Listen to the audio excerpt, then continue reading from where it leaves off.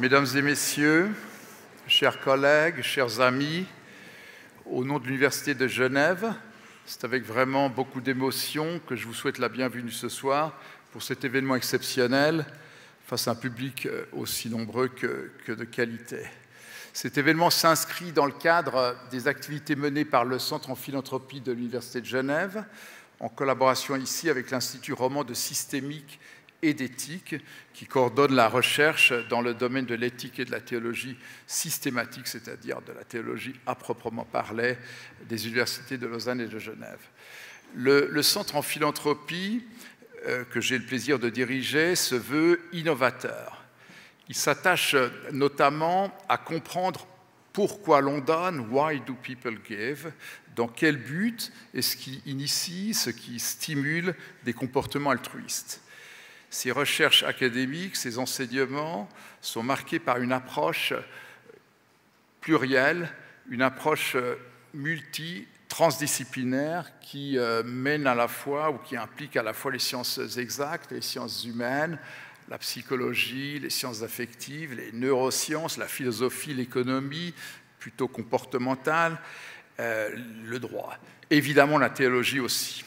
Et c'est dans ce cadre qu'avec mon ami, collègue, complice, François Dermange, depuis désormais plus de 2 ans, nous avons pensé qu'il pourrait être intéressant de se pencher sur un sujet encore curieusement, essentiellement peu étudié, qui est celui du rapport entre la philanthropie et la religion.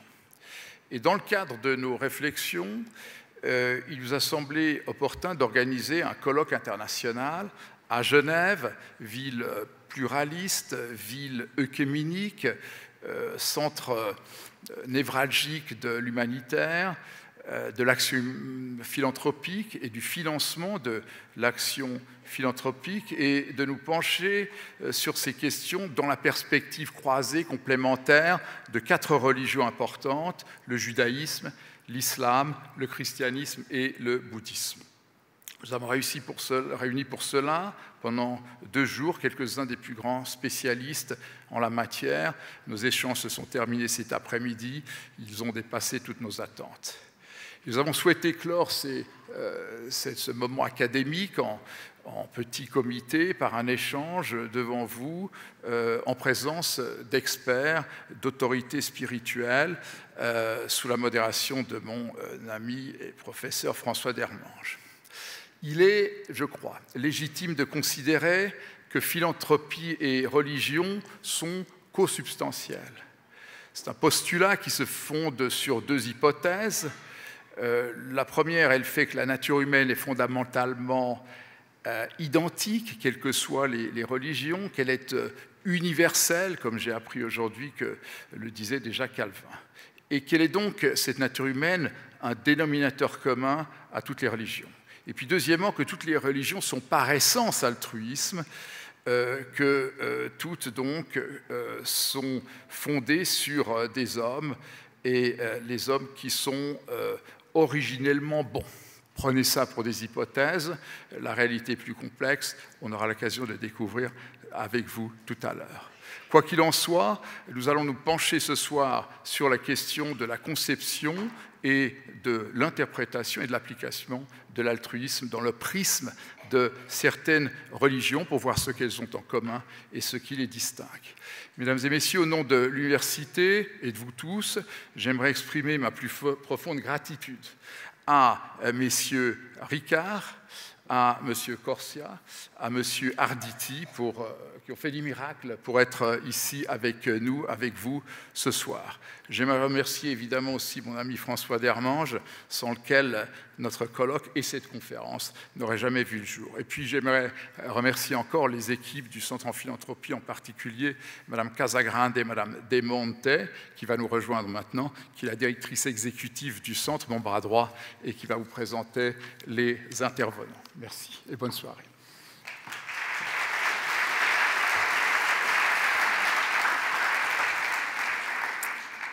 J'ai en effet le grand privilège ce soir de pouvoir vous présenter les orateurs et j'en suis vraiment très ravie.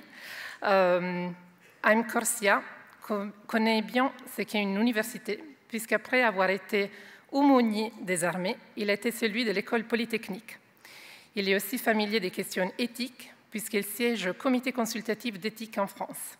Il a été élu une première fois grand rabbin de France en 2014, puis réélu en 2021 pour un mandat de 7 ans. Ses travaux ont porté sur l'éthique juive face aux questions contemporaines, ainsi que sur le dialogue interreligieux. À son côté, Mathieu Ricard, moine bouddhiste, mais aussi humanitaire, engagé dans plusieurs projets au Tibet, au Népal et en Inde, mais également photographe, traducteur et écrivain. Si cela ne suffit pas, Mathieu Ricard est familier du monde universitaire par sa formation initiale en doctorat en génétique cellulaire à l'Institut Pasteur pour ses études sur le bouddhisme et ses dialogues avec plusieurs savantes. Et ainsi, Metian Arditi, homme des lettres et mécène suisse, il est fondateur de plusieurs initiatives philanthropiques, parmi lesquelles la Fondation Arditi, qui a largement soutenu des travaux d'excellence de nombreux parmi nos étudiantes, ainsi que ceux de l'EPFL en médecine, mais aussi dans d'autres domaines comme l'éthique et la philosophie morale, avec le prix Jean Hirsch.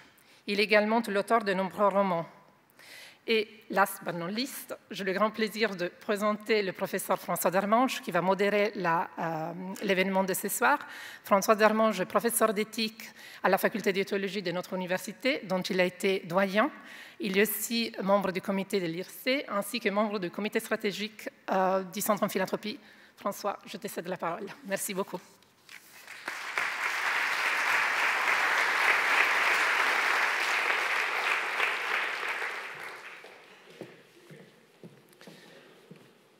Voilà, simplement pour vous dire comment va se dérouler la soirée ce soir.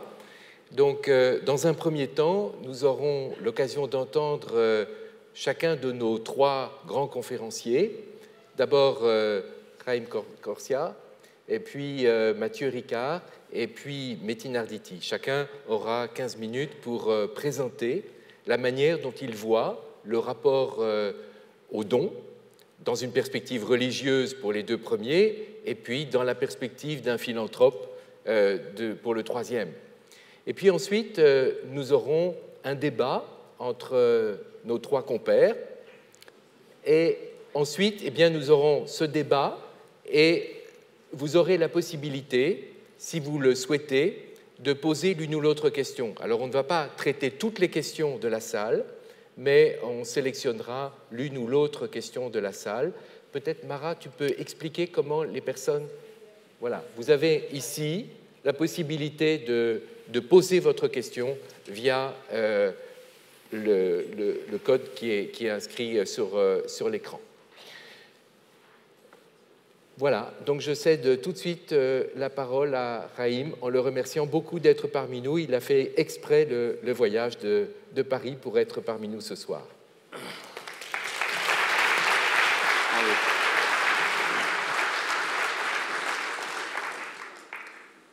Bien, mes chers amis, c'est un sujet essentiel et ça valait largement le déplacement pour aborder avec des amis cette question du don. En fait, parce que avec le don, ou à travers le don, on peut tout traiter. Parce que le monde, c'est le don. Dieu nous donne la vie, Dieu nous donne le monde. Dieu nous donne, dans le judaïsme, la Torah, c'est-à-dire des règles, des lois. Et Dieu nous donne peut-être plus que tout, ou peut-être la synthèse de tout, Dieu nous donne l'espérance. L'espérance, c'est la capacité à pouvoir croire que nous pouvons, moi je pense même que nous devons essayer d'améliorer le monde. Donc donner à notre tour, puisque nous recevons, c'est ce qu'on appelle en hébreu une mitzvah, c'est-à-dire un commandement positif, une obligation morale, un précepte qui permet au fond de s'élever. Puisqu'on transforme la vie des autres, on s'élève. Je dirais, en m'amusant un tout petit peu, que lorsqu'on donne, et en particulier lorsqu'on donne de l'argent, lorsqu'on donne de soi, de son temps, quand on donne, on s'allège, et si on s'allège, on peut s'élever, ce qui est mécanique. En hébreu, le fait de donner ne s'appelle pas la charité, ce n'est pas même le mot philanthropie, non, trop compliqué tout ça. C'est en hébreu tzedaka. Tzedaka, c'est composé du mot tzedek, qui veut dire la justice, avec la lettre Ha à la fin, qui donne une direction. Au fond, la charité, c'est-à-dire l'acte de donner, c'est aller vers la justice. Nous, on pense qu'on a un acte personnel d'engagement, peut-être, mais c'est avant tout un acte de justice, une justice sociale. Comme si Dieu nous disait, je t'ai donné quelque chose pour que toi, à ton tour, tu le répartisses, tu le redonnes à celles et ceux qui en ont besoin. Et c'est ce que dit le Deutéronome, c'est-à-dire le 5e livre de la Bible, dans le chapitre 15, versets 7 et 8. « S'il y a chez toi un indigent dans l'une de tes villes, au pays que l'Éternel ton Dieu te destine, n'endurcis pas ton cœur. » Au fond, donner, c'est être capable d'être sensible au manque, à la souffrance des autres. Et ne pas donner, c'est s'enfermer, c'est endurcir son cœur, c'est suivre le mécanisme de Pharaon dans la Bible. Pharaon qui a asservi les Hébreux, et la Bible nous dit, il a endurci son cœur. Ne pas donner, c'est ne pas se sentir concerné par les autres. C'est ce que disait Elie Wiesel. Il disait, l'inverse de l'amour n'est pas la haine, c'est l'indifférence. Et il n'y a rien de pire que d'être indifférent aux besoins, au manque des autres. Ça marche dans les couples comme ça. Il y a des couples qui peuvent se bagarrer, ça continue à marcher. Mais quand ils se sont à un niveau où ils ont de l'indifférence l'un pour l'autre, vous pouvez être certain que c'est cuit. Et donc, dans une société, s'il y a de l'indifférence, alors cette société est finie. Et je vais vous dire à quel point ça va loin. C'est qu'une société a interdit dans l'histoire le don, la charité. Elle l'a interdit, cette société. C'était la société de Sodome et Gomorrhe dans la Bible.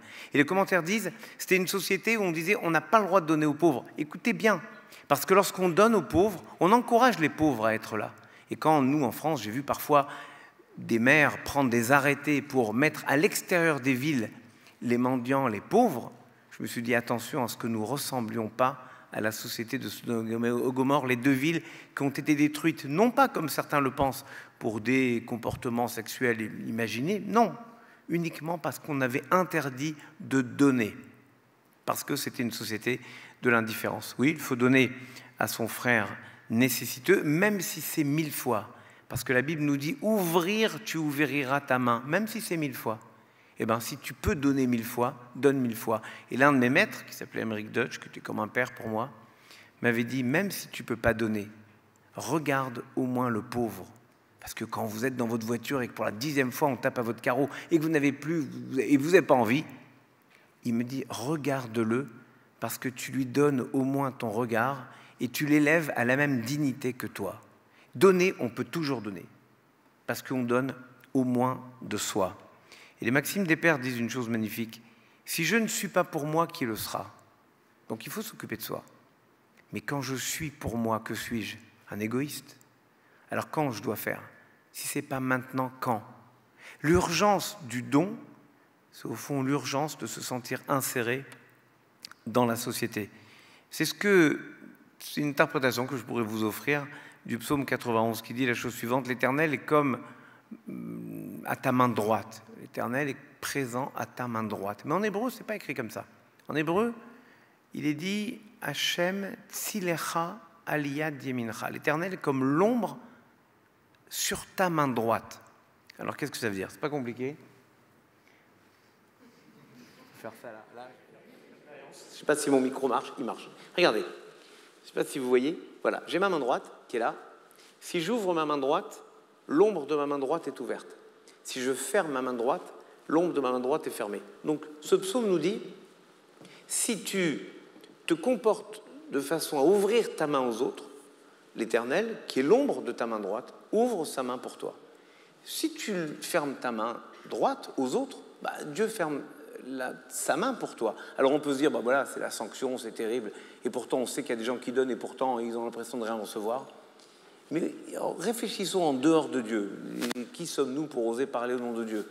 Si on crée une société de la solidarité, le jour où j'ai besoin, le jour où je suis seul, isolé, en manque, si j'ai créé une société de la solidarité, cette solidarité me revient.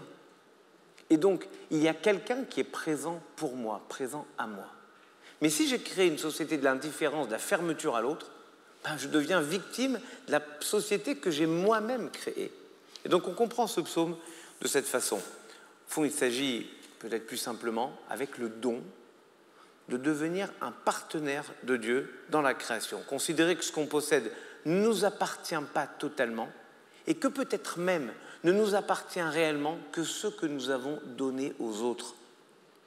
L'Éternel nous donne pour que nous puissions, par notre don, ajouter une contribution à sa création du monde. Et peut-être mieux, on pourrait réparer ce qu'on appelle les brisures du monde. C'est un concept juif de la Kabbale qui est merveilleux, qui s'appelle le tikkun olam, la réparation du monde. Quand on donne, on répare ces brisures du monde, on redonne de la cohésion dans une société, on prend part à la vie. C'est donner du sens au monde et à la foi. Le sens de la vie réside, c'est Avraham Eshel qui dit ça, le sens de la vie réside dans notre capacité à améliorer le monde. On doit reconnaître, rassembler, recouvrer les étincelles de sainteté dispersées. Il y a un rabbin que j'aime beaucoup qui s'appelle Rabbi Israël Salanter qui a dit la chose suivante, et c'est peut-être, cher professeur, le sens du titre que vous avez donné. Ce rabbin Israël Salanter a dit « Mes exigences spirituelles sont les besoins matériels de mon prochain. » Parfois, on cherche comment atteindre Dieu. Mais ne te casse pas la tête. Regarde ce dont les autres ont besoin, donne-le-leur si tu peux. C'est ça tes exigences spirituelles. Une façon finalement de nous rapprocher, non pas de Dieu, mais de l'autre, du prochain, par le don. Et je le redis, don de soi, don de son temps, don de son argent, son énergie, don de sa joie. Qu'est-ce qu'une joie si on ne la partage pas? Qu'est-ce qu'une joie si on ne la partage pas? J'ose. François Jose.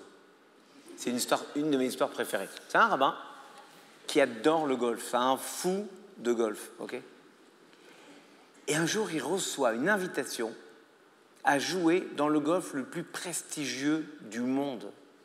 Celui où on est en veste verte. Il est sur ce golf et il se dit c'est formidable, quelle invitation. Et puis, il ne sait pas, il regarde la feuille, la date lui dit un truc, il regarde le calendrier, c'est le jour de Kippour. Il ne peut quand même pas aller jouer au golf le jour de Kippour, le jour où même les juifs pas très pieux vont à la synagogue. Il ne peut pas faire ça. Un mois avant, il jeûne tous les jours. Il se dit comment je vais faire, mon Dieu. Et puis après, il se dit bah, après tout, si j'ai reçu l'invitation, ça vient quand même de Dieu. Ah, c'est une preuve, ça. Donc, il hésite. La veille à l'office du début de Kippour, le grand pardon. Il prie comme jamais de sa vie. Il a prié toute la nuit et réfléchi. Le matin, il va au golf. Il ne peut pas. C'est unique au monde. Bon, il va jouer. Écoutez, le premier trou, il le fait en un coup. Un truc qu'on n'a jamais vu. À la moitié du parcours, il a battu le record absolu du parcours. Les anges dans le ciel vont voir Dieu et lui disent « Éternel, c'est quand même honteux ce que tu fais. » Comment ça? Regarde ce rabbin. Tous les juifs du monde, même les moins pratiquants, sont en train de prier. Et lui, le rabbin, il est en train de jouer au golf. Et toi, tu l'aides au point qu'il est en train de battre le record du parcours. Un truc incroyable. C'est honteux. Et Dieu leur dit, oui, c'est vrai. Mais il ne pourra le raconter à personne. Et vous voyez, au fond, la joie, si vous la vivez seul, quel intérêt? Et donc la joie, c'est peut-être la plus belle chose à partager avec les autres. Donner de la joie, c'est peut-être parfois donner de l'argent, mais c'est peut-être parfois donner de la nourriture. C'est donner de l'intérêt aux autres. Donner de soi. C'est élever quelqu'un avec soi. C'est partager. Et c'est ce don-là qui me bouscule, moi. Parce que le Talmud débat de ce qu'est le don, et notamment Maïmonide. Oui, donner, c'est formidable. C'est le premier niveau. Donner, voilà. Deuxième niveau, donner discrètement, sans que la personne se sente attachée ou contrainte par celui ou celle qui donne. Autre niveau qui peut surprendre, prêter. Quand on prête à un pauvre, le Talmud dit c'est un niveau supérieur. Prêter à un pauvre, oui, non pas pour exiger qu'il nous le rende, mais prêter parce que lorsqu'on prête à quelqu'un, on lui dit j'ai confiance en toi, je sais que tu me rendras. Oui, ponctuellement, tu as un problème, mais j'ai confiance, tu me rendras. Et le Talmud dit il y a même un niveau supérieur. S'associer à un pauvre. C'est pas j'ai confiance en toi simplement, j'ai besoin de toi. Et on se rend compte que le don suprême, peut-être même celui qui inclut la joie, c'est le don de la dignité. Rendre à quelqu'un la dignité. Et là, je voudrais peut-être vous bousculer, mes chers amis. Je pense qu'il y a mieux que le don. quand on se rencontre entre curés, pasteurs, imams, rabbins, on discute un peu comment ça se passe chez nous, ok? Et on débat comment on fait les mariages. Et c'est vrai qu'on dit tous, chez vous aussi, peut-être la même chose. Comment on fait un mariage? On dit c'est important de donner, il faut donner à l'autre. Moi, je crois que dans le rapport humain, il y a parfois un sentiment de supériorité à donner. Je donne parce que j'ai, mais finalement, j'ai rien besoin. Et je crois qu'il y a beaucoup de grandeur d'accepter de recevoir. Parce que quand vous recevez de quelqu'un, vous acceptez le principe que vous avez besoin de ce qu'il détient et que vous ne pouvez pas vivre sans. Et Victor Hugo a dit dans les Contemplations, la dette était si grande qu'il ne pouvait la payer que par l'ingratitude. Et il faut beaucoup d'amour pour recevoir de quelqu'un sans en concevoir une sorte d'amertume. Et il faut beaucoup d'humilité pour accepter de donner à quelqu'un en lui faisant sentir non pas qu'on lui donne, mais qu'on ne fait que lui rendre ce que Dieu nous a offert à nous pour pouvoir lui donner. Oui, je crois qu'il n'y a pas d'opposition entre donner et se donner. C'est une conjugaison des deux qui marque un engagement fort, parce qu'en donnant, on donne de soi, on donne aussi quelque chose d'essentiel, l'interaction entre les uns et les autres. On crée du lien social. Et c'est peut-être ce que dit un mot en hébreu qui est dans la Bible, donner, ça se dit venatenu, ils donneront, et c'est ce qu'on appelle un palindrome, c'est-à-dire un mot qui se lit dans les deux sens, comme si en donnant, on recevait forcément. Non pas qu'on soit tenu d'attendre quelque chose, mais on reçoit quelque chose. Je ne sais pas ce qu'on reçoit, mais on reçoit forcément quelque chose. Alors j'ai raconté une petite histoire, je vais conclure avec une dernière petite histoire que j'aime beaucoup sur le don. C'est l'histoire de quelqu'un qui est au mur à Jérusalem. Il est très heureux et il se met à prier devant le mur à Jérusalem. Dieu de mes pères, Abraham, Isaac et Jacob, j'ai investi 500 millions de dollars sur IBM. Il faut que tu fasses monter l'action IBM. Mon Dieu, j'ai bien sûr investi 200 millions d'euros sur Patek Philippe. Parce que j'aime beaucoup Patek Philippe, il faut que tu fasses monter l'action Patek Philippe, si tant est qu'il y ait une action. Il faut, bref, il lui fasse tout le Nasdaq, tout le CAC 40, tout son portefeuille d'actions, et il lui explique à Dieu qu'il faut qu'il fasse monter ses actions, etc. Au bout de 25 minutes, il y a un pauvre gars qui arrive à côté, au mur, et qui dit à Dieu, mon Dieu, Dieu de mes pères, Abraham, Isaac, Jacob, en pleurant, mon Dieu, j'ai étudié ta sainte Torah toute la journée, qu'est-ce que je vais donner à manger à mes 10 enfants, à ma famille? Aide-moi, mon Dieu. Alors l'autre, il tape sur l'épaule, prend son portefeuille, lui donne 2 billets de 100 euros, il lui dit, tiens, écoute, sois gentil, prends cet argent, va t'acheter à manger et laisse le bon Dieu se concentrer sur moi. Et moi, je me dis qu'il y a beaucoup plus de force dans cette histoire que dans tous les discours, parce que de quel droit osons-nous demander à Dieu quelque chose pour nous si nous, on n'a pas pris notre part en donnant ce qu'on pouvait à celles et ceux qui avaient besoin? Je vous laisse avec cette question.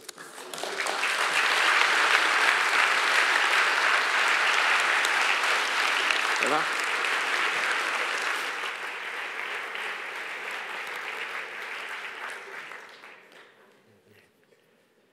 Je vais poursuivre tant bien que mal après ce brillant exposé en essayant de situer la notion de don dans un contexte plus vaste au nom du bouddhisme, puisque je suis censé le représenter par ma fonction. Donc ça commence par ce qu'on appelle les 4 idées incommensurables, c'est-à-dire un amour bienveillant, incommensurable, et ce qui est défini comme le souhait que tous les êtres, sans exception, trouvent le bonheur et les causes du bonheur. Lorsque cet amour bienveillant, inconditionnel est confronté à la souffrance, il devient la compassion, qui est une sorte de cas particulier d'une bienveillance inconditionnelle et qui souhaite puissent les êtres être libérés de la souffrance et des causes de la souffrance. Et puis il y a aussi la célébration, la réjouissance, se réjouir du fond du cœur des mérites, des qualités, des actes altruistes, bienveillants de tous les êtres qui se font partout dans le monde. Et c'est une sorte de partage de la qualité de ce qu'ils ont fait par le fait de se réjouir, au lieu d'être rongé par la jalousie, notamment du bonheur des autres, ce qui est le plus stupide des sentiments, parce que ça vous rend malheureux et ça ne retire rien à la personne dont vous êtes jaloux. Et la 4e idée incommensurable, c'est l'impartialité. C'est-à-dire que l'amour altruiste, la compassion, la réjouissance ne doit pas dépendre de certains qui sont proches de nous ou des personnes qui nous font du bien, mais s'adresser à tous les êtres dans la mesure où il n'y a pas un seul être qui se réveille le matin en se disant « puissais-je souffrir toute la journée et c'est possible toute ma vie ». Alors on peut se dire « oui, c'est très bien, mais c'est un peu abstrait. L'ensemble des êtres, c'est un peu, on ne voit pas très bien, c'est irréaliste. » Et on peut comparer à l'image du soleil. L'image du soleil brise sur l'ensemble de la planète et sur tous les êtres, les bons comme les mauvais. Il se trouve que dans la vie, il y a des personnes, pour des raisons personnelles, qui sont proches de nous, comme nos enfants, nos parents, les personnes vulnérables dont on prend soin, et qui, par leur position presque géographique, reçoivent davantage de lumière et de chaleur, mais ce n'est pas à l'exclusion des autres, ce n'est pas en rétrécissant les rayons du soleil sur ces quelques personnes. Du coup, ça aurait un soleil étriqué qui n'apporterait ni lumière ni chaleur. Donc ça, pourquoi incommensurable? Parce que le nombre des êtres est infini, que l'ampleur de notre motivation est incommensurable et qu'aussi les bienfaits de cela sont incommensurables. Alors cela peut nous mener... Alors on peut se dire, oui, mais alors qu'est-ce qu'on fait avec un tyran sanguinaire? On ne peut pas quand même pas lui souhaiter tout le bien du monde.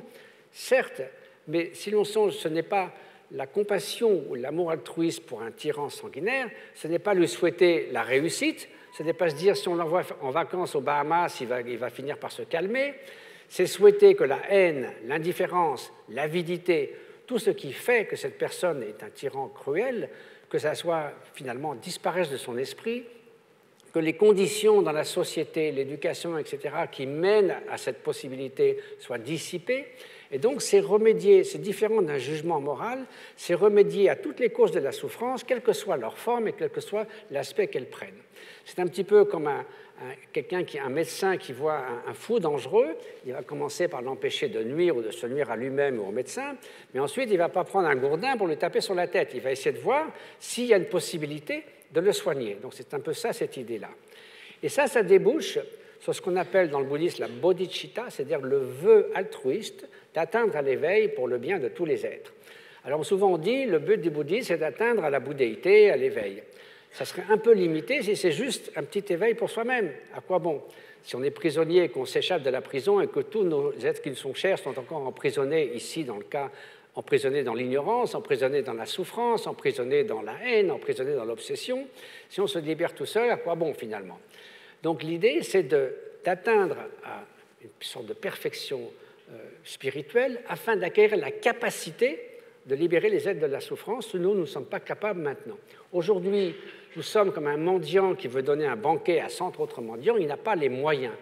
Donc le don de soi, c'est très bien, mais encore faut-il avoir quelque chose à donner. Si c'est pour donner nos défauts, notre égoïsme, etc., il vaut mieux commencer par se transformer soi-même pour mieux se mettre au service des autres. Donc c'est ça le but de cette démarche de devenir un meilleur être humain, éventuellement, du point de vue du bouddhisme, d'atteindre à l'éveil, pour avoir la capacité d'aider les êtres.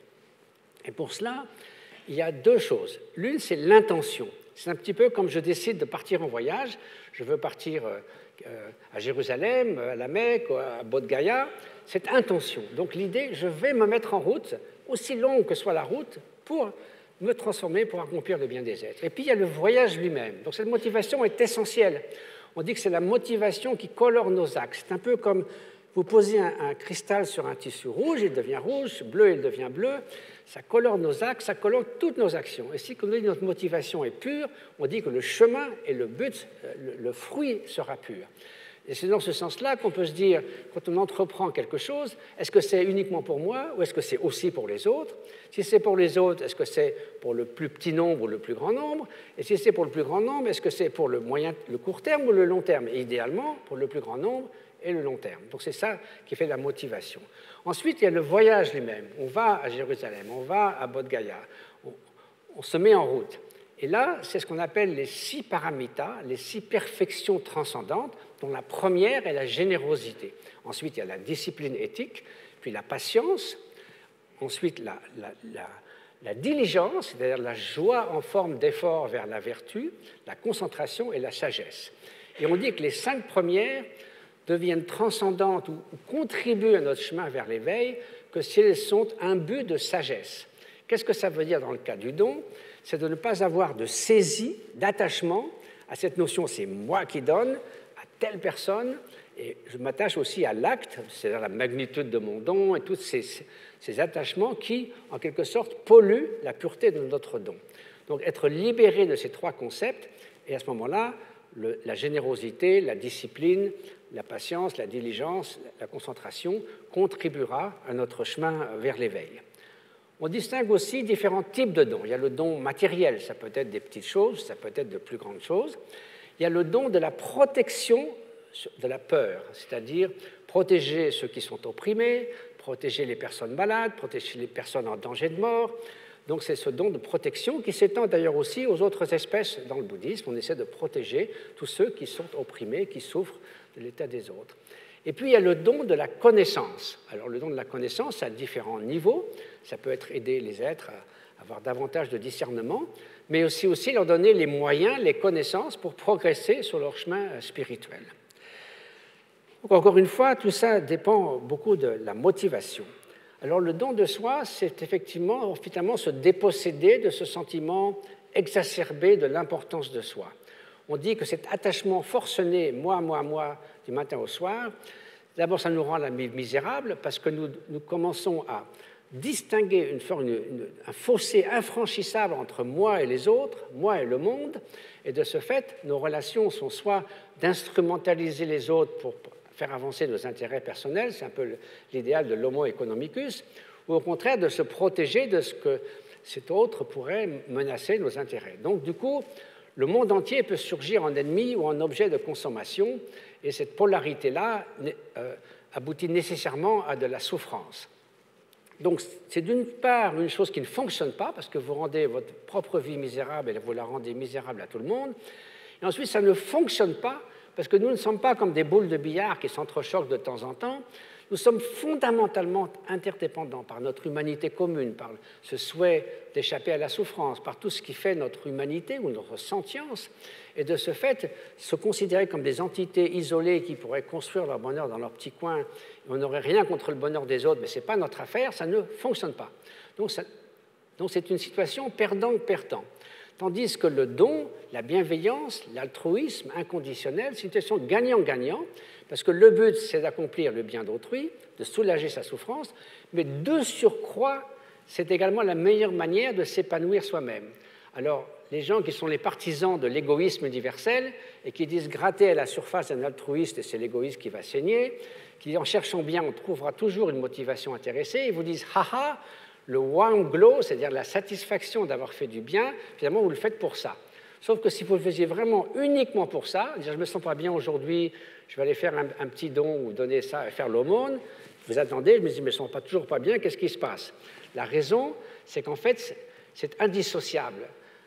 Le fait d'avoir un sentiment de gratification à court terme ou à long terme vient vraiment d'une bienveillance inconditionnelle et qui n'est pas un calcul intéressé. Vous ne faites pas ça pour avoir de l'estime de vous-même, pour les louanges qu'on pourra vous adresser, par sens du devoir. Votre but, c'est véritablement de faire le bien de l'autre, de soulager sa souffrance, et il se peut que vous ayez cette satisfaction qui suit, et pas forcément.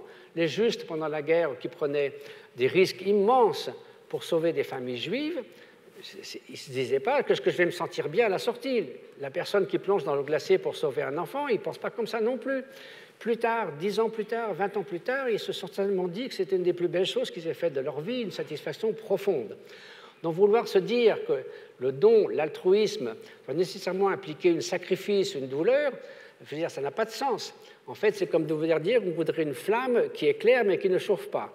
L'un va avec l'autre, et c'est heureux que finalement, faire du tort à autrui, au fond de soi-même, ça ne peut pas apporter un sentiment de plénitude durable. Donc voilà un petit peu les notions de don dans le bouddhisme, et ça va aussi avec une notion d'une éthique qui est une éthique incarnée.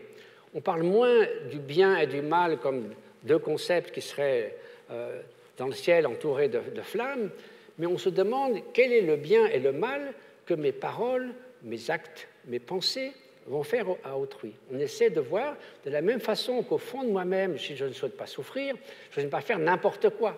Je ne peux pas mettre ma main dans le feu et espérer en même temps ne pas être brûlé. Donc il y a des choses à accomplir et d'autres à éviter. Et si je me projette dans l'esprit des autres, tout comme moi, même si nous sommes confus, même si nous ne savons pas où chercher le bien-être et comment éviter parfois une forme d'addiction à cause de la souffrance, néanmoins du fait qu'ils ne souhaitent pas souffrir, on peut être à ce titre concerné par le fait de remédier à leur souffrance et d'apporter du bien-être. Et donc, de ce fait, on va essayer d'éviter les actions qui peuvent leur nuire et de cultiver celles qui peuvent leur faire du bien. C'est dans ce sens, par exemple, que le philosophe canadien Charles Taylor disait l'éthique, ce n'est pas seulement ce qu'il est bon de faire, mais ce qu'il est bon d'être. Parce que quand vous êtes confronté à une situation soudaine, la façon dont vous allez agir, c'est finalement le reflet de ce que vous êtes. Ce qui explique pourquoi certains ermites bouddhistes prennent des années de retraite. Et quand on dit oui, c'est un peu égoïste, vous mettez bien tranquille dans un petit ermitage, comme j'en ai un devant l'Himalaya de 9 mètres carrés, je suis bien tranquille là-bas. Mais l'idée, c'est effectivement de déraciner l'égoïsme à sa racine, de cultiver la compassion, de sorte qu'on ait beaucoup plus de force et de détermination et de résilience et de sorte immuable pour se mettre au service des autres. Donc se transformer soi-même pour mieux se mettre au service des autres. Et c'est un peu, si vous voulez, j'ai passé 25 ans comme ça tranquille dans l'Himalaya avant que quelqu'un ait eu l'idée de me faire un dialogue avec mon père qui a été le début de mes ennuis ou le début d'une opportunité. Mais si vous voulez, à un moment donné, je me disais que c'est formidable d'avoir cultivé cet amour altruiste, cette compassion, mais malgré tout, j'aimerais bien le mettre en œuvre dans la vie par des actions. Et cet incident d'avoir fait ce livre et toutes les conséquences qui ont suivi avec d'autres ouvrages a fait que j'ai pu finalement le faire, et j'en suis fort heureux. J'ai été inspiré par une phrase notamment du Père Serac qui disait « ce qui n'est pas donné est perdu ». Et donc, j'ai décidé dès le départ de donner l'intégralité de mes droits d'auteur, des conférences, etc. En gros, 95%. J'ai gardé un tout petit peu pour m'occuper de ma mère presque centenaire. Mais en gros, si vous voulez, mon mantra favori, c'est « j'ai besoin de rien, j'ai besoin de rien, j'ai besoin de rien ». Quand je dis ça 10 fois, je me sens vraiment très, très bien. Donc, l'idée, c'est d'essayer de mettre ça au service d'autrui. Donc, aujourd'hui, l'organisation humanitaire que j'ai cofondée il y a plus de 20 ans, Karuna Sechen, aide 400 000 personnes en Inde, au Népal, au Tibet, dans le domaine de la précarité extrême, de l'autonomisation des femmes, la sécurité alimentaire, la santé, l'éducation, etc. Donc c'est une grande satisfaction d'avoir pu ainsi combiner, parce qu'une compassion sans action est stérile, une compassion sans sagesse est aveugle, donc il faut, c'est comme les deux ailes d'un oiseau. On ne peut pas dire l'oiseau doit commencer à entraîner son aile gauche ou son aile droite. Donc la sagesse, la connaissance et la compassion doivent se développer de concert afin que nous puissions accomplir le double bien des êtres et de nous-mêmes. Donc une vie qui vaut la peine d'être vécue et dont on sera heureux le jour de notre mort. Merci beaucoup.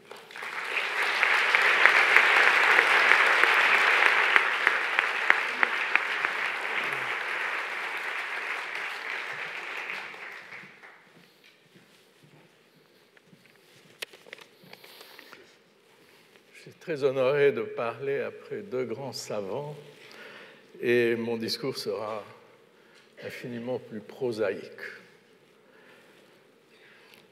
Mon histoire en lien avec le don commence dans un avion et je crois que c'était il y a quasi exactement 35 ans, c'était en avril. Je sais que c'était en avril parce que c'était peu avant le mois de mai. Vous comprendrez pourquoi, 1988. Je rentrais à Genève de je ne sais où, et il y avait dans la pochette qui était devant mon siège un magazine, je ne sais plus lequel, un de ces magazines qu'on trouve dans les avions, papier glacé, belle couverture en couleur. Et ce magazine racontait l'histoire, non pas la vie parce qu'il n'était pas mort, mais l'histoire d'un homme qui s'appelait Gérald Cantor. Gérald Cantor était un grand financier. C'était également le plus grand collectionneur au monde de statues de Rodin. Il avait la collection la plus importante après celle qui se trouve à la rue de Varennes, au musée Rodin. Et ce que racontait cet article, c'était l'action de Gérald Cantor à l'égard d'étudiants américains qui venaient à Paris étudier précisément dans leur cursus d'histoire de l'art la sculpture de Rodin. Cet article disait des choses qui me sont encore aujourd'hui inoubliables. Bien sûr, il parlait de l'importance de la collection, de cela je n'ai aucun souvenir, elle était très importante. Je l'ai vue par la suite, puisqu'il y a à Stanford le musée Gerald Cantor, avec précisément cette collection de Rodin.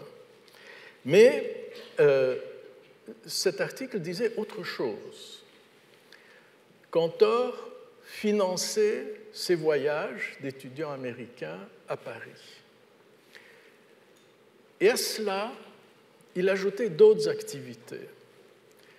Par exemple, il correspondait avec ses étudiants et il échangeait avec eux leurs impressions, leurs découvertes, le produit de leurs recherches, et il leur répondait.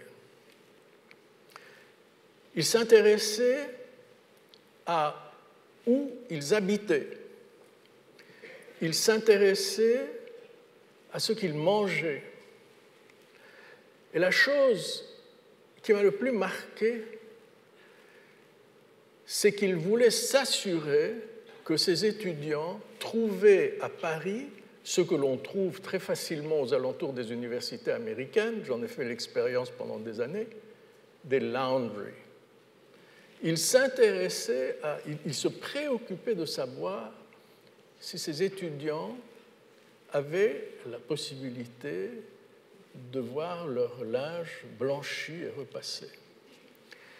Évidemment, c'est un détail trivial, mais en même temps, c'est tellement intime. Et ça marque quand même l'attachement de cet homme, non pas à son don, mais aux récipiendaires de son don et à leur bien-être de tous les jours, modeste, profond.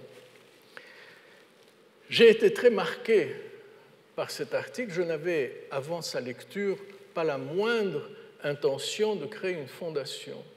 Il se trouve qu'à l'époque, en 88, j'avais déjà cessé depuis 5 ans d'enseigner à l'École polytechnique, où j'avais enseigné depuis 1976, et ça me manquait, l'université me manquait.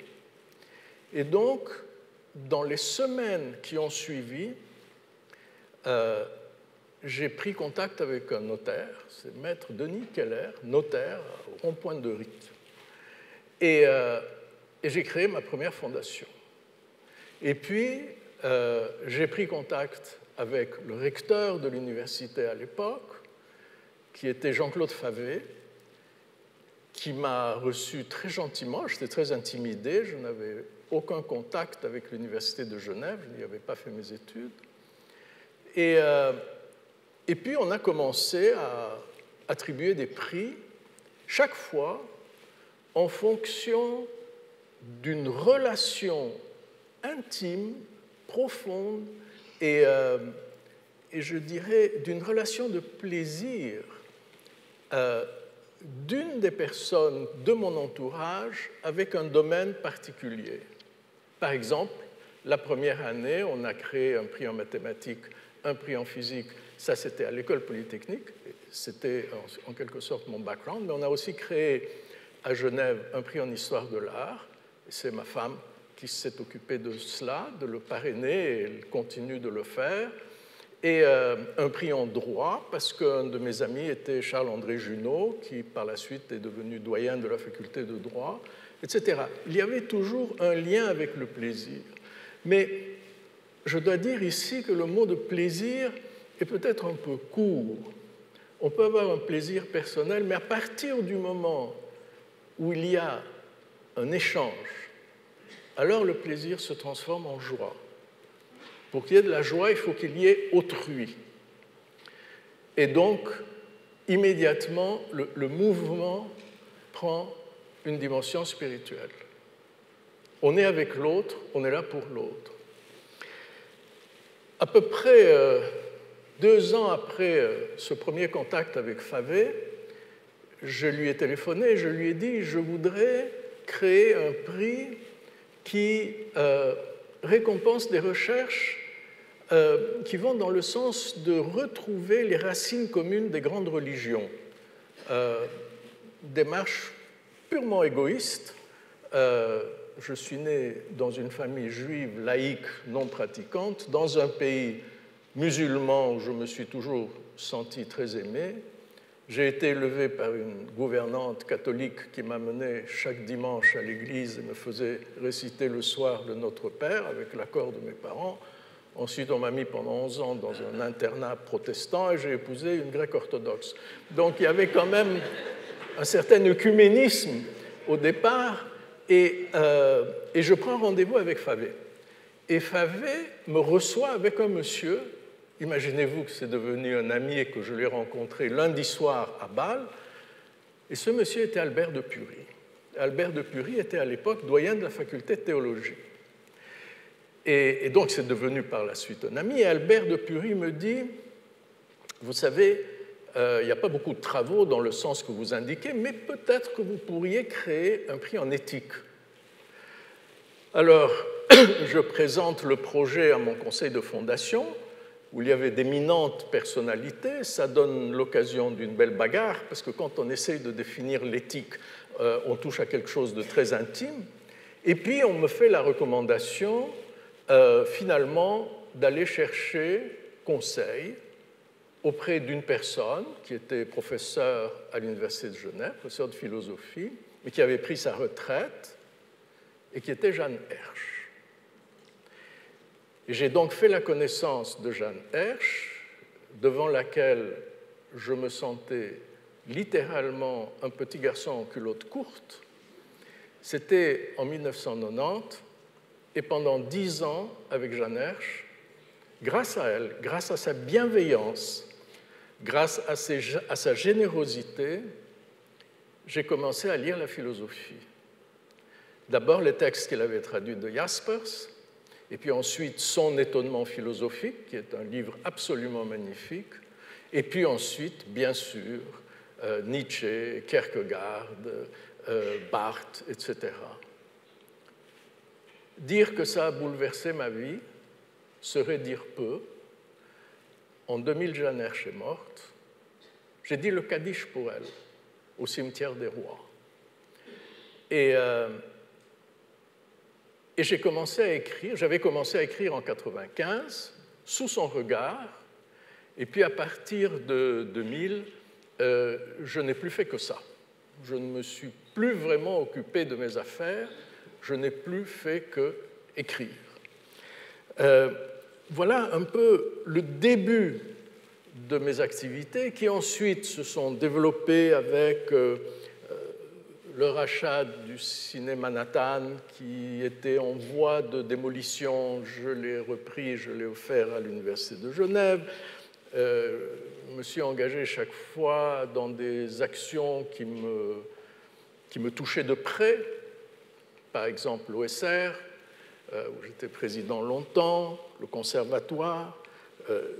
J'ai créé 2 fondations qui s'occupent au Proche-Orient de favoriser le dialogue entre juifs et arabes.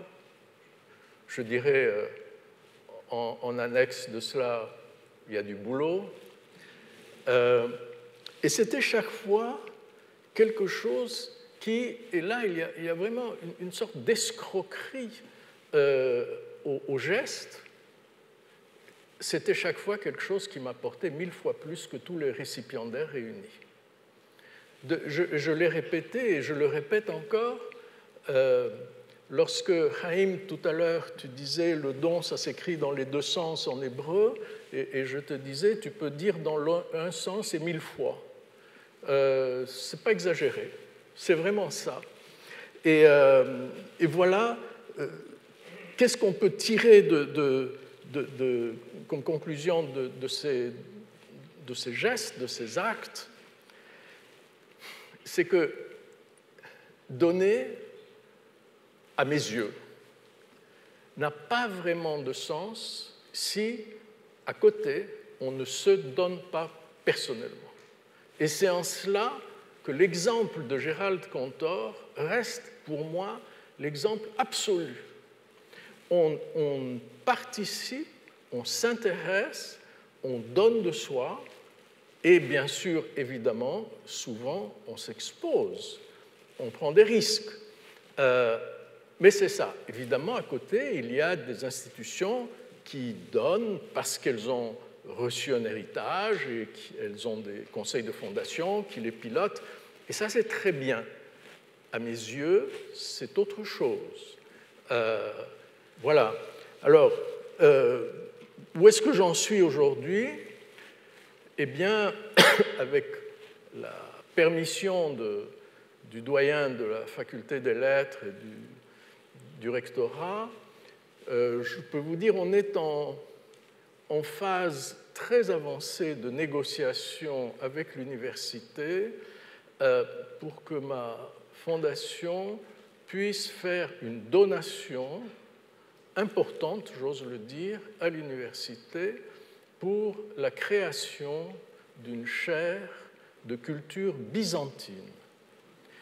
Et à cette chaire sera rattaché l'enseignement, je ne veux pas dire du grec, mais des Grecs, puisqu'il y a le grec biblique, le grec ancien, le grec classique, le grec moderne.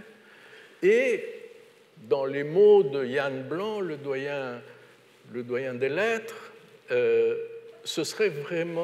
cet ensemble serait vraiment une proposition unique en Europe. Ce n'est pas fait, mais on s'approche gentiment, comme on dit dans le canton de Vaud, on s'approche d'une conclusion. Voilà mon histoire en relation avec le don. Ça a commencé par la lecture d'un magazine dans un avion et ça se termine par une transformation de fond en comble de ma vie et de mes valeurs.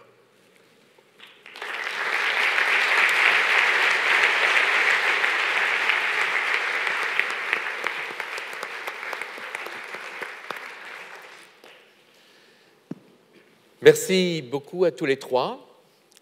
Alors, peut-être que pour commencer, on voudrait entendre les échos qu'a pu avoir l'intervention de chacun pour les autres. Qu'est-ce qui résonne? Qu'est-ce qui... C'est moi.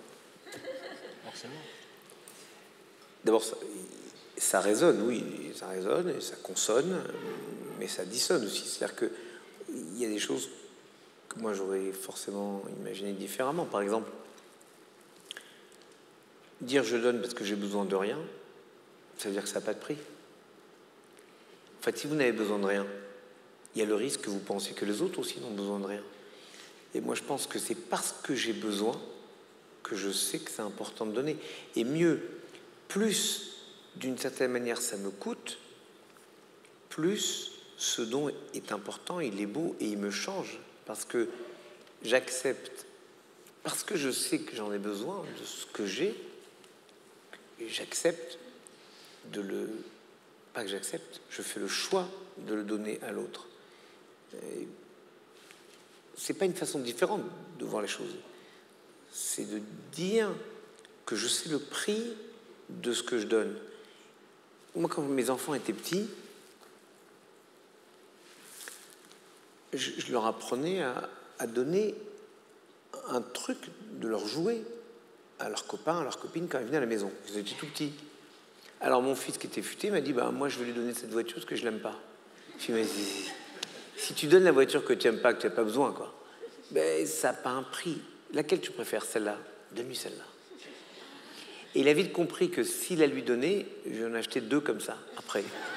Donc en fait, sur le principe, il a vite compris son intérêt, mais je voulais leur apprendre que donner ce qui n'a pas d'importance pour nous, c'est pas un don, c'est se débarrasser. Et moi, je crois que donner, ça doit nous coûter. Je peux me permettre de rebondir. Tout dépend de ce qu'on appelle un coût. Ça peut être quelque chose qui vous est très précieux, vous avez une grande valeur, mais est-ce que ça vous rend... L'idée que ça doit vous rendre malheureux, c'est ça qu'on appelle un coût, finalement. Parce que si vous... C'est une grande valeur, mais vous êtes tellement content, en fin de compte, de le donner. Oui. Quand l'acte est fait ou accompli, vous en réjouissez du fond du cœur. Donc, d'un certain point de vue, ça ne vous a pas causé de la souffrance. Vous êtes encore plus heureux d'avoir fait ça. Il y a une sorte de soulagement d'avoir donné ce qui vous est très cher. Donc, c'est un coût relatif. Moi, j'ai un ami qui était promis à une immense carrière à la Banque mondiale en Inde, c'est une grande famille. Et puis, au moment des famines au Bihar, il est parti rejoindre Jai Prakash Narayan. Il est revenu voir sa famille. Il a dit, moi non, je vais travailler dans un village comme ouvrier non qualifié pour creuser des puits. Sa mère a failli avoir une crise cardiaque, qui s'appelle Bunker Roy. Et puis les frères ont dit, t'inquiète pas, il va revenir au bout de 3 jours. Il est resté 30 ans. Et quand il est arrivé dans des villages, ils lui ont dit, mais enfin quoi, vous fuyez la police, vous n'avez pas trouvé de travail dans l'administration? Il dit, non, je viens creuser des puits. Peu à petit, il a développé une communauté extraordinaire. Ils ont fait de l'énergie solaire, ils ont fait la collecte d'eau de pluie, il y a tout un parlement des enfants. Enfin, c'est un truc extraordinaire, ça s'appelle le Barefoot College. Et bon, maintenant, ça dure depuis 30 ans, ils ont fait un œuvre. On pourrait dire que d'un certain point de vue, du point de vue de ses proches, c'est un coup, il a perdu quelque chose. Mais pour lui, c'était une telle joie de faire ce qu'il faisait, ce qui le passionnait, que ce n'était pas un sacrifice douloureux.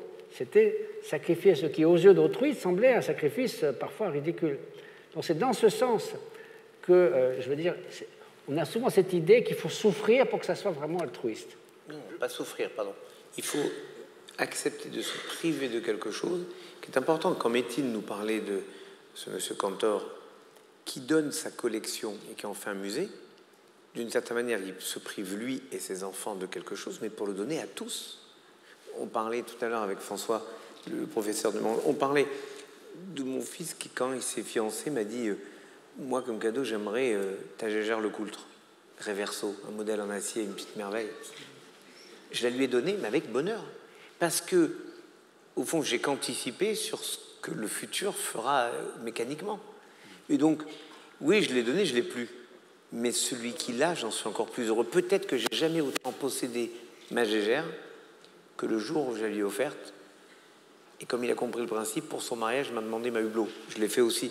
Mais c'est là ce que je veux dire, c'est que ce que Métine nous a expliqué, c'est qu'il ne s'agit pas de souffrir, mais il s'agit de ne pas se détacher du monde, parce que si on se détache du monde, alors je vais inconsciemment considérer que les autres aussi doivent se détacher du monde, et si moi j'ai besoin de rien, ben les autres n'ont rien besoin, et donc je n'ai pas besoin de leur donner. Et moi je crois qu'il faut percevoir le manque pour savoir l'importance du manque chez les autres. Métine. Alors, je voudrais rebondir... Attends, on ne t'entend pas, Métine. Je voudrais rebondir, c'est bon là? Oui. Je voudrais rebondir sur ce que vous avez dit, Mathieu, concernant la souffrance. Il y a une dimension dans l'acte du don qui est, me semble-t-il, très importante. C'est sa pérennité. On peut faire un don une fois, mais lorsqu'on s'engage dans une action, il faut s'assurer qu'un jour ou l'autre, on ne laisse pas tomber les gens qu'on a engagés avec soi, qui ont engagé du personnel, qui sont dans un mouvement. Et ça, je crois que ça appelle à introduire une notion qu'on n'a pas encore abordée, c'est la notion d'appétit. Appétit, n'est-ce pas? L'envie de faire quelque chose. C'est cette envie-là qui nous porte et qui nous aide à rendre une action pérenne. Et plus cet appétit est fort, évidemment, plus cet appétit est fort, moins l'acte de donner est douloureux. C'est un vrai plaisir. Mais ce plaisir, en fait, c'est une joie, parce qu'on inclut autrui. Ce n'est pas égoïste. Mais cette notion d'appétit, c'est-à-dire vraiment d'engagement sans réserve, de pouvoir dire à ceux que l'on aide, écoutez, là, vous pouvez compter sur nous, on est avec vous et on va poursuivre l'effort, ça me paraît essentiel pour distinguer ce qui relève du coût médiatique, on en voit beaucoup. Et moi, je me souviens que lorsque la soirée passée avec mon ami Elias Sambar, le Palestinien, lorsque nous avons décidé de créer la Fondation Les Instruments de la Paix, nous nous sommes dit, on va y aller doucement, et la dernière chose que l'on veut, c'est un splash médiatique. Ça dure depuis 15 ans. et ça va très bien. Voilà, ça, je crois que ça, c'est quand même une notion. Le concept de doloriste, à mon sens, est beaucoup plus étranger au don que ce qu'on pourrait croire. Bon, je ne pense pas qu'on s'est mis sur la douleur, mais c'est pas ça. C'est qu'il faut que ça nous coûte. C'est-à-dire que si j'ai beaucoup, on parle d'argent par exemple, et si j'ai beaucoup de temps, je donne un peu de temps à quelqu'un, ou j'ai beaucoup d'argent, je donne un peu d'argent à quelqu'un, en valeur absolue, c'est peut-être beaucoup, mais en valeur relative, c'est pas important, c'est pas quelque chose de significatif pour moi. Quand je dis qu'il faut que ça nous coûte, c'est qu'il faut que ça ait aussi de l'importance. Et que si on ne comprend pas que ça ne m'appartient pas, alors je ne peux pas sentir que c'est important parce que je donne la vie à quelqu'un. Et moi, je sais, par exemple, au moment des fêtes de Pâques, fêtes de Pessah, avec les produits qui ont augmenté cette année en particulier, bah, il fallait aider encore plus les familles, mais c'est aussi difficile pour les donateurs. Mais c'est difficile à notre niveau, mais c'est 1000 fois plus difficile pour d'autres personnes. Donc à un moment, il faut concevoir que les choses sont compliquées, difficiles pour d'autres. Et si on ne conçoit pas ça, alors on est étranger à ce qu'ils vivent. Et c'est peut-être ça, l'idée du don, c'est avant tout un partage. Parce que si je donne, c'est que je partage. Moi, j'ai une question à vous poser à tous les trois. Ce qui m'a frappé en vous écoutant, c'est que vous avez été tous les trois, d'une manière ou d'une autre, frappés par des témoins, par des gens que vous avez vus, qui vous ont ouvert la voie. C'était vrai pour Métine, c'est vrai aussi certainement pour toi, Mathieu. Tu as suivi des maîtres, et pour toi, Raïm aussi, tu l'as dit. Et au fond, qu'est-ce qui vous a touché chez ces gens? Est-ce que c'est la cohérence entre ce qu'ils disaient et ce qu'ils vivaient? Est-ce que c'est leur générosité? Est-ce que c'est qu'est-ce qui vous a touché? Vous êtes aussi pour nous des témoins. Dans mon cas, en tout cas, en lisant cet article, je me suis dit, mais qu'est-ce qu'il a dû avoir comme plaisir? Qu'est-ce qu'il a comme plaisir à faire tout ça, Gérald Cantor? Ça doit être fantastique pour lui. Moi, c'est plus... Enfin, moi, j'ai vu des gens tellement lumineux et en même temps discrets. Parce qu'il y a parfois des dons qui sont un peu ostentatoires, mais il y a des gens lumineux qui permettent à d'autres de faire et qui savent se mettre en retrait. Et je me suis dit, c'est la véritable lumière, celle de la lune, qui n'est que le reflet du soleil.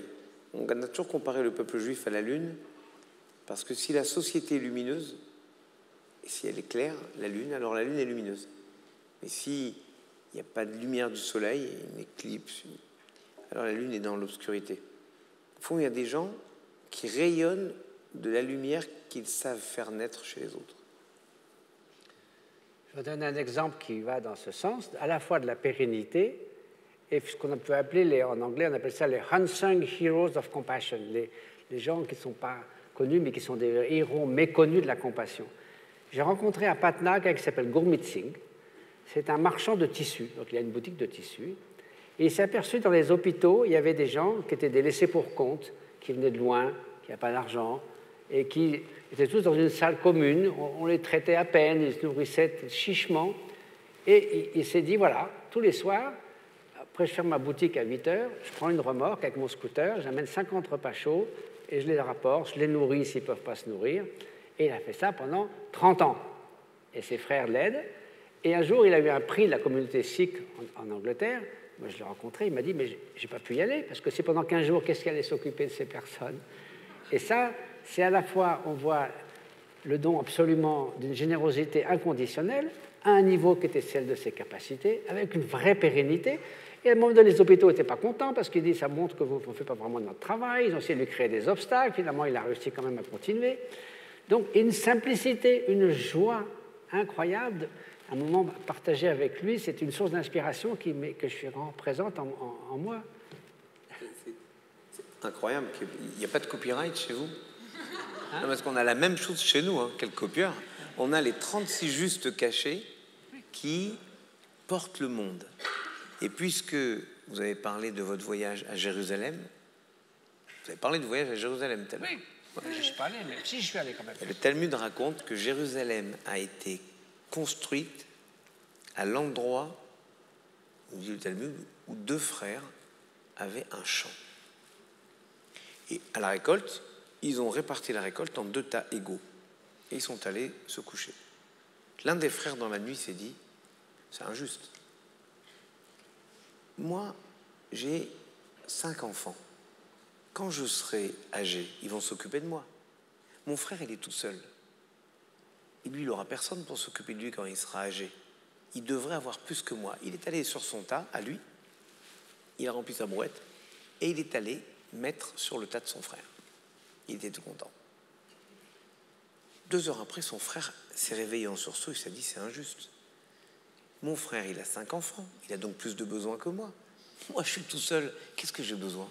Il est allé sur son tas, il a rempli sa brouette, et il est allé mettre sur le tas de son frère. Le lendemain matin, ils ont trouvé les 2 tas identiques, ils n'ont rien compris. Bon, la nuit suivante, ils ont repensé à ça, c'est pas possible, il y a un truc. Et donc, ils se sont réveillés, mais cette fois-ci, ils se sont réveillés en même temps. Et donc, ils ont chargé leur brouette sur leur tas pour aller le mettre sur le tas de leur frère. Et ils se sont trouvés au milieu, et ils ont compris ce qu'ils ont fait l'un et l'autre. Ils ont posé leur brouette, ils se sont embrassés. Ils ont eu des larmes de joie qui ont coulé, qui sont tombées au sol. Et Dieu a dit, je veux que mon temple soit construit là. Là où il y a la préoccupation pour l'autre, là, il y a le véritable don. C'est-à-dire que là, il y a l'essence de l'humanité. Ça, c'est chez nous. Ça marche.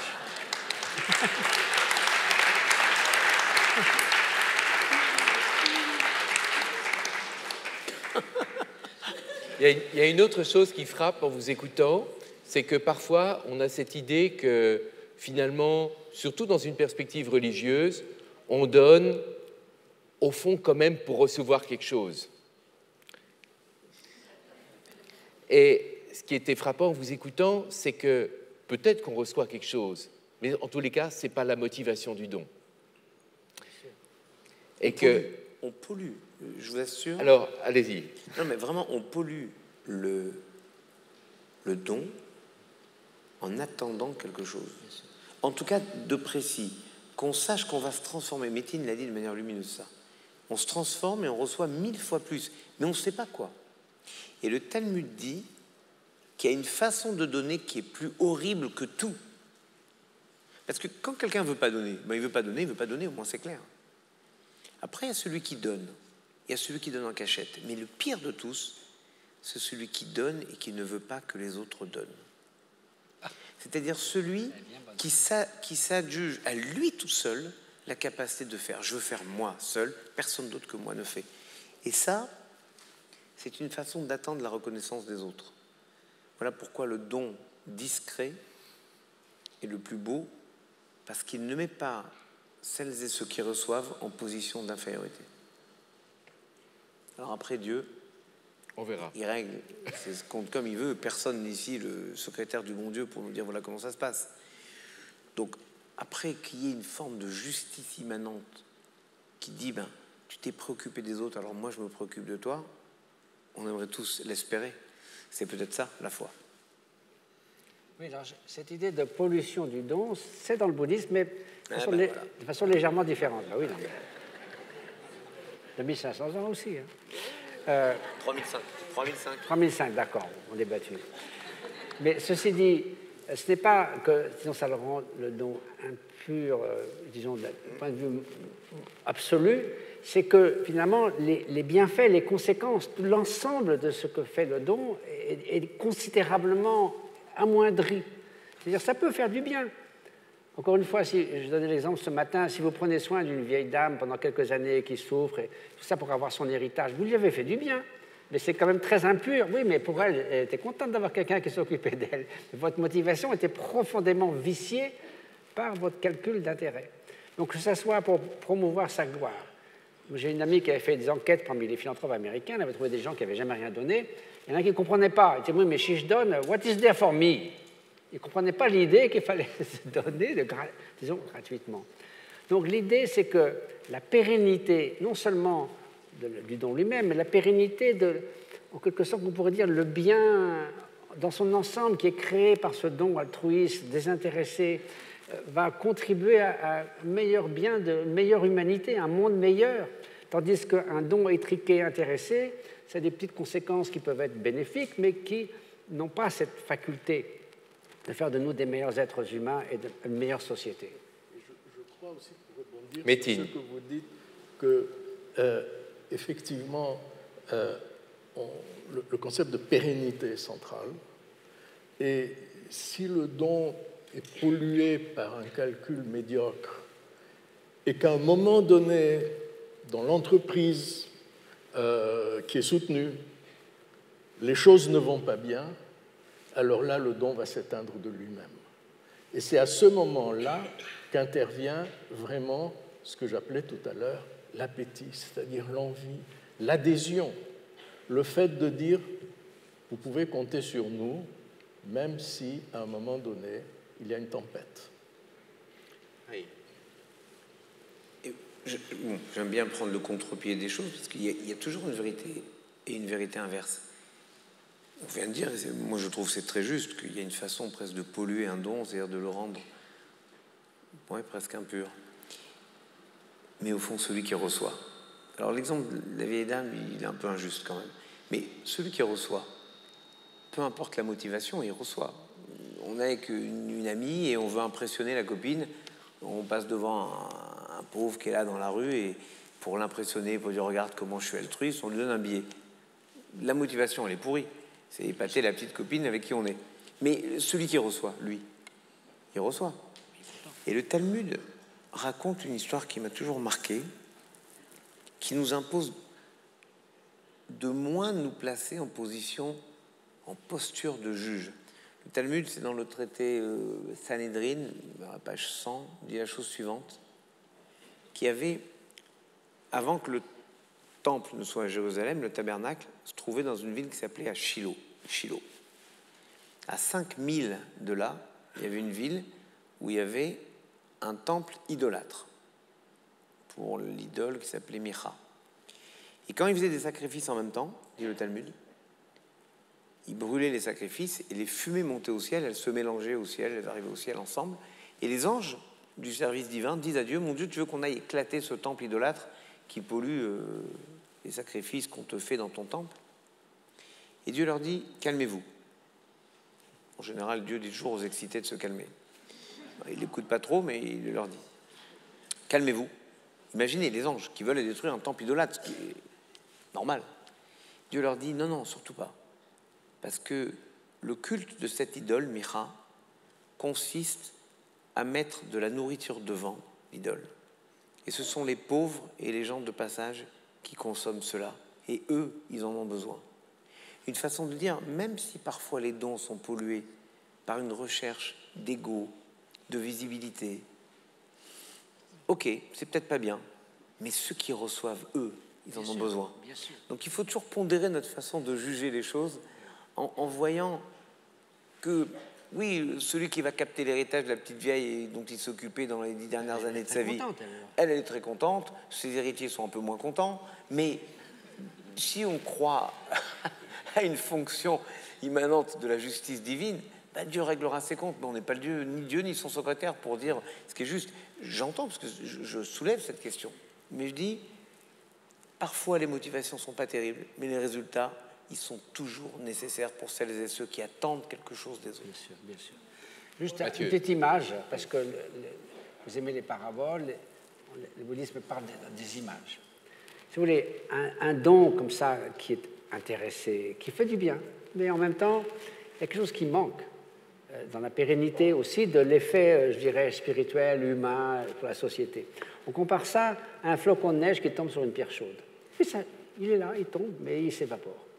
Un flocon de neige qui tombe dans le lac de Genève, il durera aussi longtemps que le lac de Genève dure. Donc un don qui est pur, ça fait le même effet pour la personne, mais il y a quelque chose de plus qui fait pour votre transformation personnelle, qui deviendrait, vous deviendrez un meilleur être humain. Donc vous pourrez mieux encore exercer l'altruisme, la compassion, la bienveillance.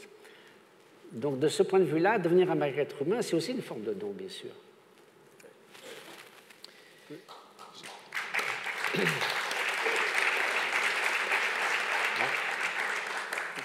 Alors, je me tourne maintenant vers la salle où, Henri, peut-être tu as repéré l'une ou l'autre question. Oui, bonjour. Il y a beaucoup de questions. On a répondu à un certain nombre d'entre elles. Il y en a peut-être deux que j'aimerais vous soumettre. La première concerne ce qu'on appelle parfois l'impératif moral, c'est-à-dire est-ce qu'il existe et dans quelles circonstances une espèce d'obligation morale, pas juridique, de se comporter de façon altruiste. Et puis une deuxième qui concerne les dignitaires de l'Église. Je cite la question, ont-ils une mission à accomplir dans un monde qui aujourd'hui est pas toujours très altruiste. Donc ça vous interpellera. La valeur de l'exemple aussi. La valeur de l'exemple et peut-être la responsabilité des dignitaires de l'Église. Merci. Pardon. L'impératif moral, il est, par exemple, il y a une mesure. Il y a marqué dans la Bible, c'est dans la Genèse, c'est un deal entre Jacob et Dieu. Jacob dit à Dieu, si tu te comportes envers moi comme un Dieu, et si tu me ramènes en paix à la maison de mon père, tu me donnes de quoi manger, de quoi me vêtir, tu seras pour moi un Dieu, moi je serai pour toi ton peuple, et tout ce que tu me donneras, dîmer, je dîmerai. De là, les commentaires disent, on doit donner la dîme 10% de ce qu'on gagne, et on peut aller jusqu'à dîmer, je dîmerai 2 fois 10%, ce qui prouve que la Bible déjà savait que ce n'est pas en appauvrissant les riches qu'on enrichit les pauvres. Il faut donner, parce que ça ne sert à rien d'avoir si on ne peut pas donner, et ça ne sert à rien de tout donner, parce que si on a, c'est qu'on sait produire, et si on sait produire, il faut continuer à produire pour donner aux autres. Ça, donc, il y a une façon de dire, tu as une obligation. Et quand j'ai cité mon rabbin, tout à l'heure, le rabbin Salanter, non pas le rabbin qui jouait au golf de Saint-Andrew, mais Rabbi Israël Salanter, qui disait les besoins matériels de mon prochain sont mes exigences spirituelles, c'est une façon de dire cette obligation, c'est comme ça que tu vas trouver Dieu. Cherche ton prochain en lui donnant, en créant un lien avec lui, et tu le trouveras. Donc, de mon point de vue, c'est exactement ce que dit la Bible. Maintenant, l'exemplarité, elle est aussi de donner de soi, donner de son temps, et ça, chacune le fait à sa façon, dignitaire religieux ou pas dignitaire religieux.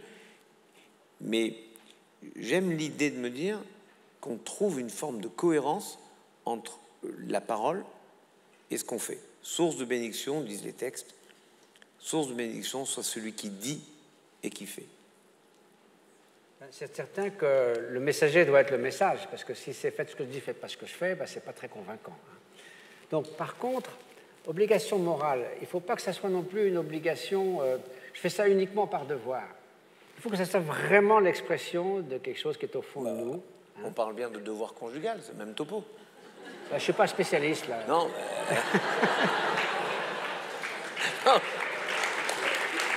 mais attends. Non, mais mes chers amis, ça, c'est un débat intéressant. Moi, je dis que c'est un devoir de donner. Et le devoir, c'est un plaisir. Si on considère que ce qui est par devoir, c'est pas bien, mais... Je ne dis pas que c'est pas bien, mais... Non, mais c'est pas uniquement notre bonne volonté. Devoir de donner, oui, un devoir de donner. Oui, mais si vous dites, je m'en fiche, mais on m'a dit qu'il fallait vraiment que je donne, sinon j'étais immoral, c'est quand même pas... Oui, et une moralisation, on devient vite moralisateur, c'est ça. La morale doit être... Chez Consponville, justement, vous disiez qu'il ne fallait pas dire de mal de Consponville, il disait, finalement, si on a suffisamment d'amour, la question de la morale est réglée.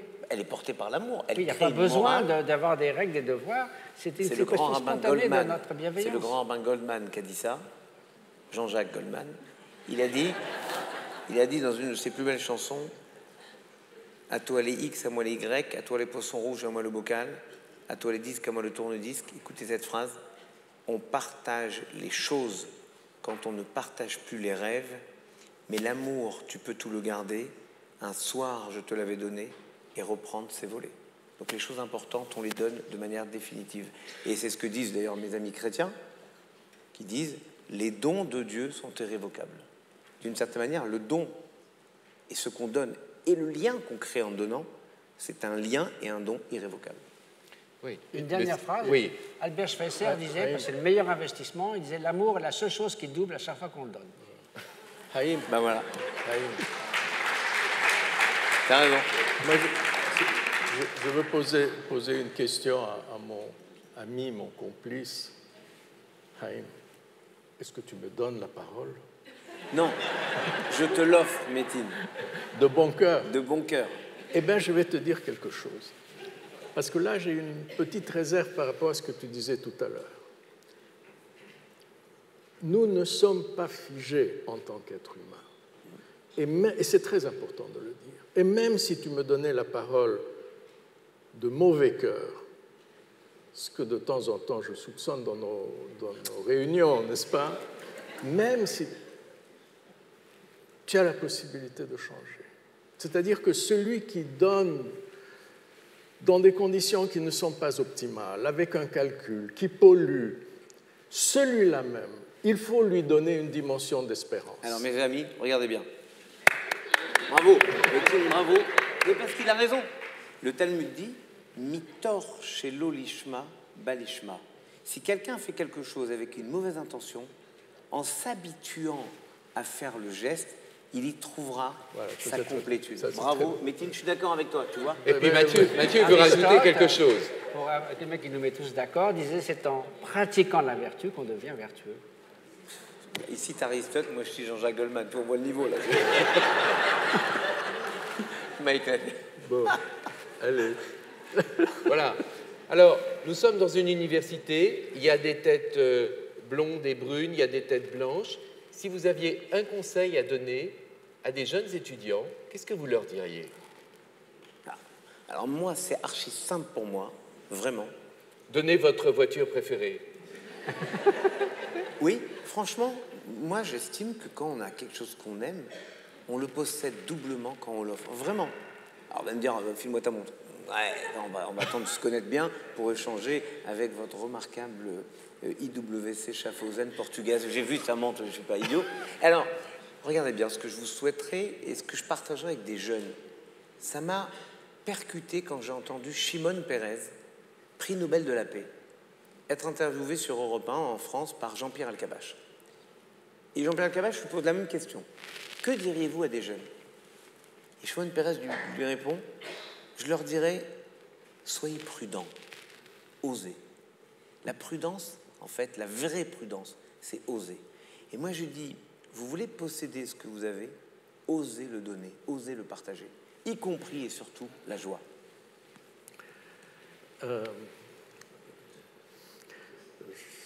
Je dirais un jeune qui s'engage avec passion, c'est-à-dire en abandonnant tout espoir de contrôle, qui est le propre de la passion, dans quelque chose qui l'intéresse et qu'il aille jusqu'au bout en faisant fi de toute conséquence possible.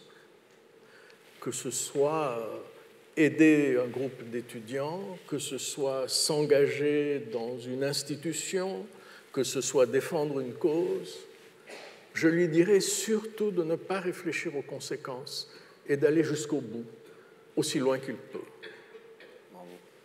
Et Mathieu, que dirais-tu? Alors, je vais raconter une petite histoire. Une fois, j'étais au Tibet avec un médecin qui est venu en bénévole pour aider les populations là-bas. Et un matin, il arrive très exalté. Il avait écrit 5 pages sur le dévouement de soi. Il citait Mère Teresa, tout le monde.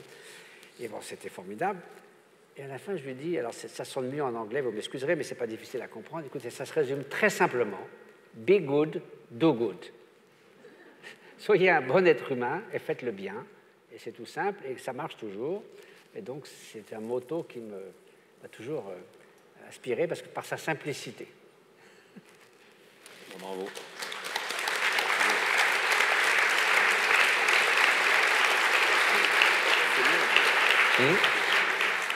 Chers amis, Métine ne serait pas heureux si je ne finis pas après lui parce qu'il ne supporte pas que je finisse après lui. Il faut que tu racontes une blague juive. Il voudrait que je raconte une blague juive. Je ne vais pas vous raconter une blague juive, mais mieux qu'une blague juive. Parce que dire qu'est-ce que vous diriez aux jeunes? Moi, je sais ce que j'aimerais entendre des jeunes. Ce n'est pas forcément à moi de dire aux jeunes quoi faire. Moi, je suis passé, dépassé. Et les jeunes montrent un chemin. Et il y a un rabbin que j'aime au-dessus de tout qui s'appelle Rabbi Nachman de Braslav qui a dit « Ne demande pas trop ton chemin, tu risquerais de ne pas te perdre. » Laissez les jeunes se perdre, ils trouveront ainsi leur route. Bravo. Alors ça, c'est pour vous, le chemin. Tu me l'avais déjà donné, celle-là. Voilà, vous sentez la connivence, l'amitié entre nos trois héros de ce soir, et ben, vraiment du fond du cœur, merci.